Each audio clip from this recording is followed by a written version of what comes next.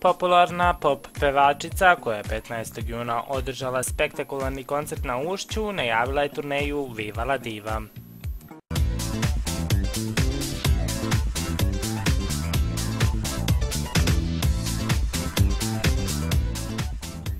I mada je od koncerta Jelene Karleuše prošlo skoro 7 dana, strasti se i dalje ne smiruju. Mediji u Srbiji se i dalje bave koncertom Viva la Diva i pevačicom Jelenom Karleušom.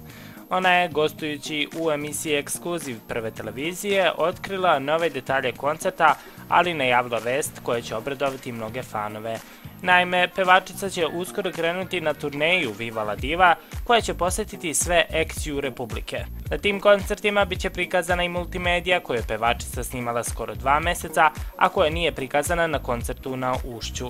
Od čak 34 snimka koje su pripremljene za koncert, 3 su za sada objavljena na zvaničnom YouTube kanalu Karleuše, a pevačica je najavila da fanovi mogu da uskoro očekuju još 2 multimedije.